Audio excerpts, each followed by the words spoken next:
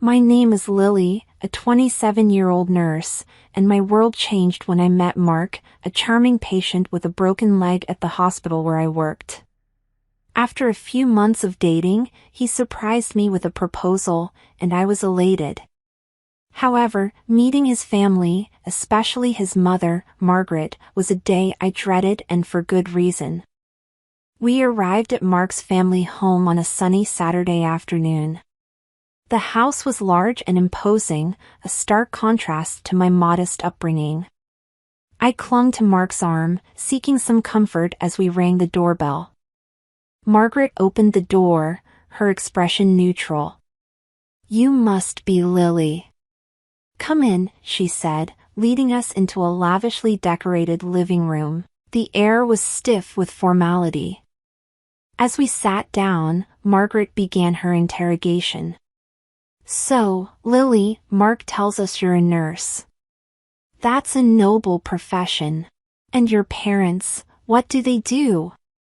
I cleared my throat, feeling her piercing gaze on me. "My mother works as a saleswoman in a department store. She's been doing it for years." "And your father?" Margaret pressed on, her tone suggesting she was digging for something more. I felt my cheeks warm up with embarrassment. I never knew my father. My mom raised me by herself." Margaret's eyes widened, and her lips pursed in disapproval. "You mean you're a child of a single mother? No father figure? How peculiar. And no telling what kind of man your father was. Could have been a criminal, or mentally unstable." I sat there, stunned, feeling a rush of emotions: embarrassment, anger, hurt. Mark, who had been silent, suddenly spoke up, his voice tinged with anger. "Mom, that's enough. Lily's family background doesn't matter. I love her." But Margaret continued, undeterred. "Mark, you must think about the implications. A girl from such a background. It's not suitable." I couldn't believe what I was hearing. It was like a bad dream. I wanted to defend myself, but the words wouldn't come out. Mark stood up, his face red with anger. "Mom, I can't believe you're saying this. Lily is the woman I love, and I won't stand for you talking about her like that." Margaret shrugged, her expression cold. "I'm just stating the obvious, Mark. It's for your own good." The rest of the visit passed in awkward silence. We left soon after, but Margaret's words echoed in my head. The ride home was quiet. Mark kept apologizing, but the damage was done. The aftermath of meeting Margaret left me uneasy, but I tried to shake it off as Mark and I started planning our wedding. Eager to mend bridges, I decided to personally send out invitations to Mark's relatives, including Margaret, hoping for a fresh start. One evening, as I was finalizing the guest list, Mark sat beside me, looking over the names. "Do you think my mom will come, after everything?" he asked, a hint of concern in his voice. "I hope so. Maybe this will help smooth things over," I said, trying to stay optimistic. A few days after mailing the invitations, I received an unexpected call from Mark's grandmother. Her voice was hesitant, laced with regret. "Lily, dear, I'm afraid I have some bad news," she began. "What is it?" I asked, a sense of dread building up. "It's about the wedding. None of us are coming. I'm so sorry, but Margaret called everyone. She said some awful things about you, spreading rumors, and then begged us not to attend," she confessed. I was stunned. "But why would she do that?" I asked, feeling a mix of anger and disappointment. "She's convinced you're not right for Mark and is doing everything to stop the wedding," the grandmother explained. Mark overheard and took the phone. "Grandma, is this true? Did Mom really say all that? Yes, Mark. I'm so sorry. We all are, she replied sadly. After hanging up, Mark was seething with anger. I can't believe she'd go this far. This is unacceptable. I felt a wave of humiliation and sadness. She's trying to ruin our wedding, Mark. What do we do? Mark took a deep breath, trying to calm himself. We'll still have our wedding, Lily. Just us and a couple of friends as witnesses. We don't need anyone who doesn't support us. I nodded, appreciating his support but still feeling the sting of rejection. Okay, let's do that. A small, intimate wedding. We proceeded with our plans, but the joy of preparing for our big day was overshadowed by Margaret's actions. Despite the setback, we were determined to celebrate our love, even if it meant having a wedding without Mark's family. Our modest wedding, though not what we initially planned, was beautiful in its own right. However, the real challenge came during a family dinner hosted by Margaret a few weeks later. I had hoped that, over time, she would come to accept me, but that night proved otherwise. As we sat around the dinner table, surrounded by Mark's relatives, the atmosphere was tense. Margaret, as if on cue, began her subtle jabs. So, Lily, I heard your wedding was quite the small affair. Budget constraints, I presume? She asked, her voice dripping with condescendence. I felt my cheeks flush with embarrassment. We wanted something intimate and personal, I replied, trying to keep my composure. Margaret smirked, or perhaps it's because you couldn't afford anything grand. It must be tough on a nurse's salary. Mark, sitting beside me, clenched his fists under the table. Mom, that's enough. We're happy with how our wedding went. But Margaret was relentless. I just find it amusing, dear. Marrying into our family and yet unable to host a proper celebration. It says a lot about your background. The room fell silent, everyone avoiding eye contact. I felt isolated and humiliated, the weight of her words crushing me. Mark stood up, his voice raised in anger. Mom, stop it. You're being incredibly rude and disrespectful to my wife. Margaret shrugged, feigning innocence. I'm just stating the obvious, Mark. It's clear she married you for financial stability. I felt a lump in my throat, fighting back tears. Mark took my hand, giving it a reassuring squeeze. That's it, we're leaving, Mark announced, his voice steady but filled with disappointment. We got up, and as we walked to the door, I turned to Margaret. I may not come from wealth, Margaret, but I have something money can't buy, integrity and love. Something you clearly lack. The drive home was quiet, the air filled with unspoken words. Mark kept apologizing, but the humiliation I felt at that dinner was a bitter pill to swallow. That night, lying in bed, Mark spoke softly. I'm sorry about my mom, Lily. I never wanted you to go through this. I know, Mark. But it's not your fault. We'll get through this, together, I said, finding strength in our unity. After the ordeal with Margaret, I knew I had to make a positive change in our family dynamics. My first step was to connect with Mark's grandmother, a sweet elderly lady who had always shown me kindness. I decided to use my nursing skills to help her with her medical needs and, hopefully, bridge the gap in the family. The following week, I started my mission. I visited her with my medical kit in hand, feeling a mix of determination and nervousness. Grandma Jane, I thought I could help with your injections and checkups. I know it's been hard for you to get to the clinic, I said as she welcomed me into her cozy living room. She looked at me, a bit surprised but pleased. That's very thoughtful of you, Lily. I appreciate it, she said, her eyes twinkling. As I prepared her medication, we began to chat. How have you been feeling lately? I asked, trying to keep the conversation light and friendly. Oh, old age doesn't come alone, but I manage. Tell me, how is married life treating you?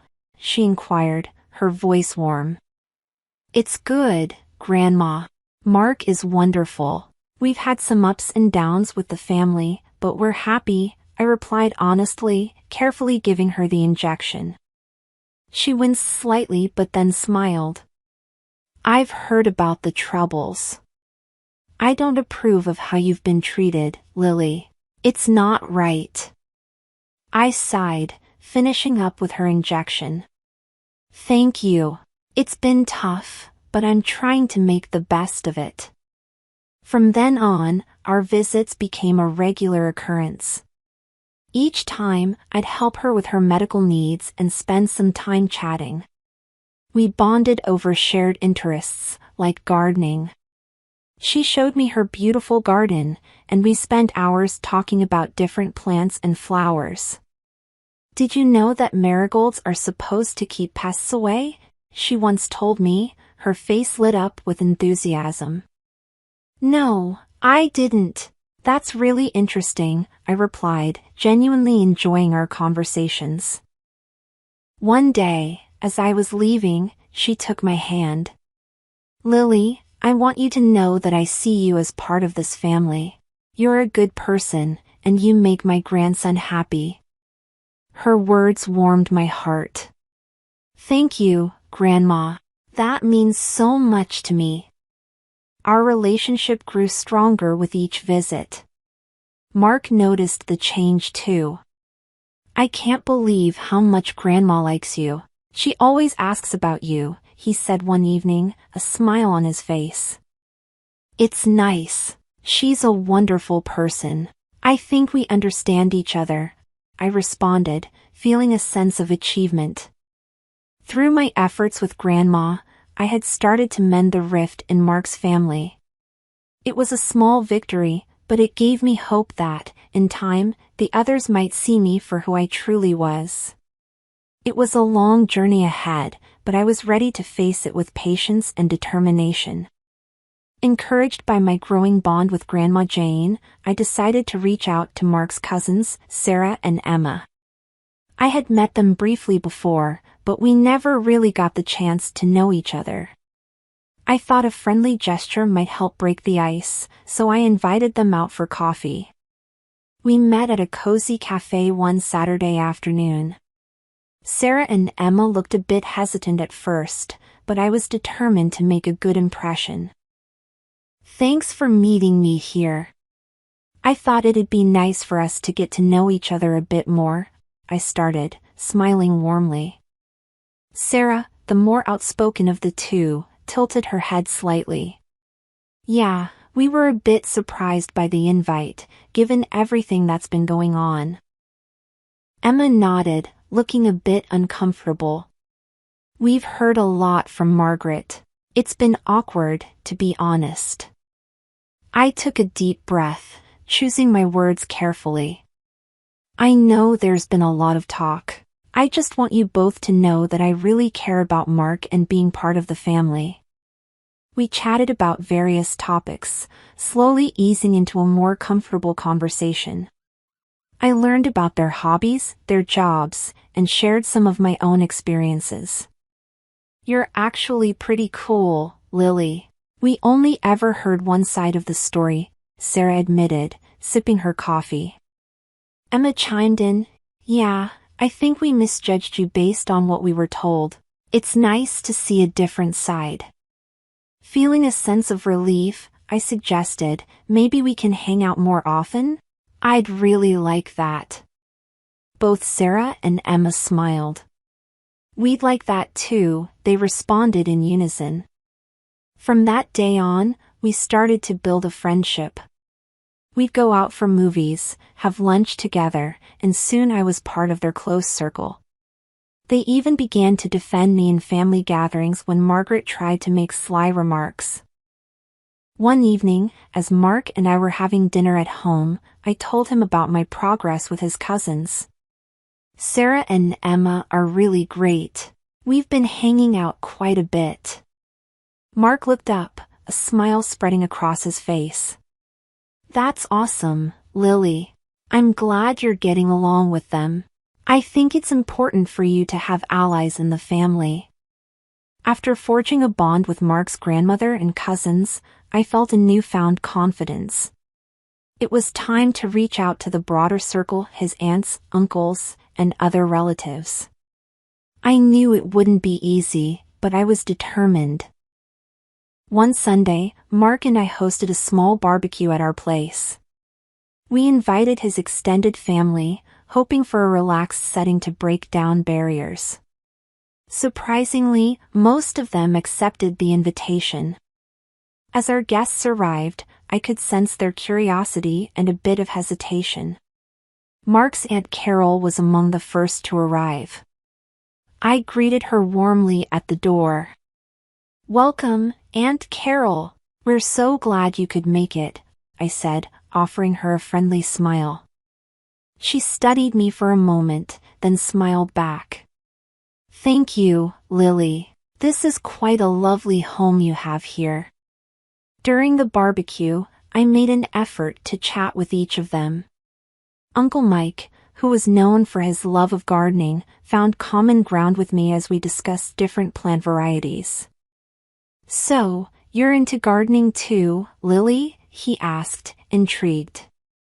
"Yes, I love it. There's something so peaceful about working with plants," I replied, sharing my experiences. Mark's cousin, Jenna, joined our conversation. "I've heard some things from Grandma about you. Seems like you've been a big help to her."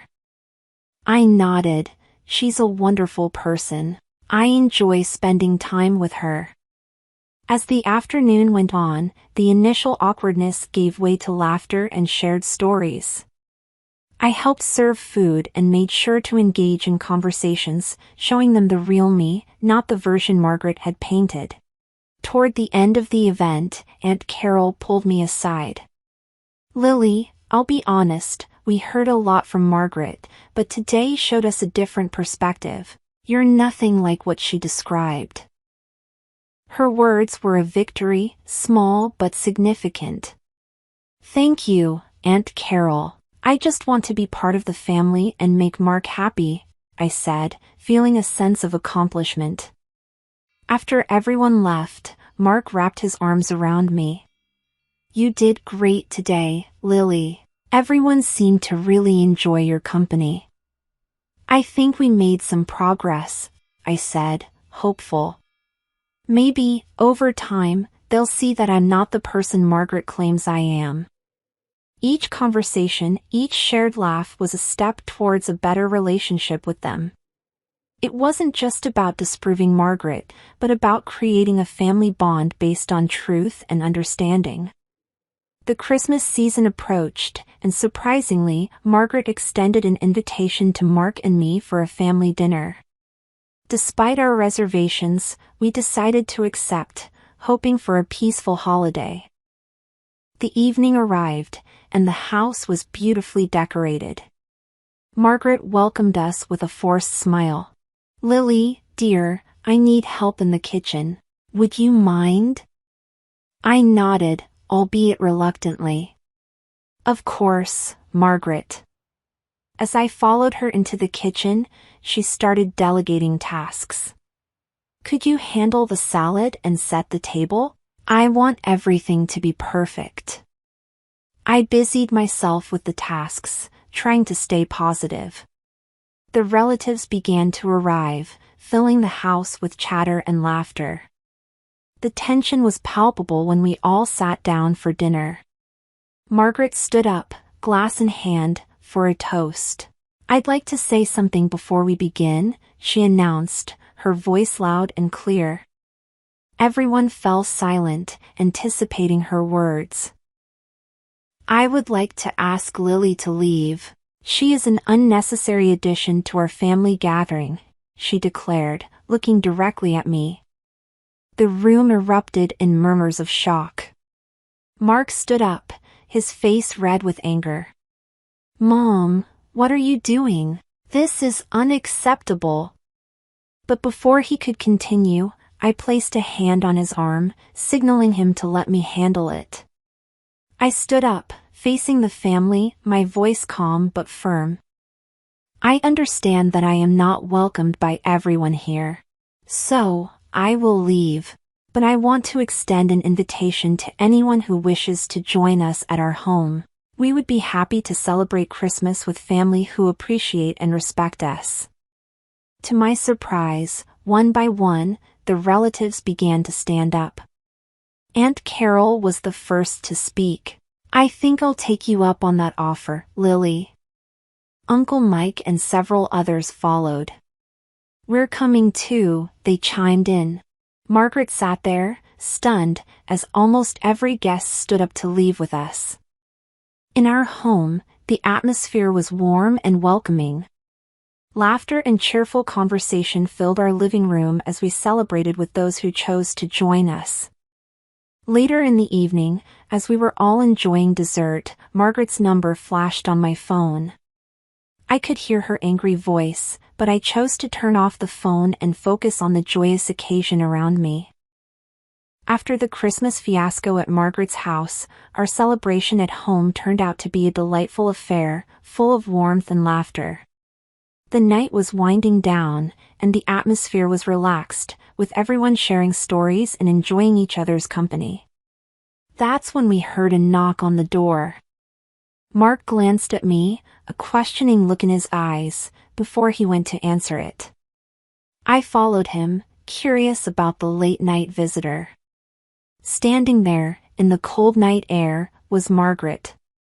Her face was a mix of anger and desperation. "Mark, I demand to be let in. This is ridiculous, turning your mother away on Christmas," she exclaimed, her voice trembling with emotion. "Mom, after what you did tonight, I can't let you in. You hurt Lily and embarrassed us in front of the whole family," Mark replied, his stance firm yet his voice filled with regret. "But I'm your mother. How can you choose her over me?" Margaret's voice cracked, revealing a hint of vulnerability. "It's not about choosing, Mom. It's about respect and love, something you've consistently denied Lily," Mark said, his voice steady. I stepped forward, feeling a mix of pity and resolve. "Margaret, I've always wanted to be part of this family, but not at the cost of my dignity." She looked at me, her eyes searching for something, perhaps a sign of weakness or a chance to argue. But finding none, she let out a sigh, a mixture of defeat and bitterness. "Fine, have it your way. Enjoy your perfect little family," she said bitterly before turning away and disappearing into the night. Mark closed the door quietly and turned to me, his eyes filled with an apology he didn't need to voice. Back in the living room, the mood had shifted slightly, but Aunt Carol broke the silence. "You two are strong together. Don't ever let anyone come between that," she said, smiling kindly. "We won't, Aunt Carol, we won't," Mark replied, wrapping an arm around me. That night, as we cleaned up after the guests had left, Mark and I reflected on everything that had happened. It was a bittersweet realization that sometimes, in order to find peace, one must stand firm against those who disrupt it, even if they are family. In the days that followed, life returned to normal, but the events of that Christmas left a lasting impact on us. We learned the importance of setting boundaries, the value of respect in relationships, and the strength that comes from standing united in the face of adversity. Margaret's actions had, inadvertently, brought us closer to the rest of Mark's family. And while we hoped for reconciliation one day, we knew that our little unit, built on love and respect, was strong enough to weather any storm.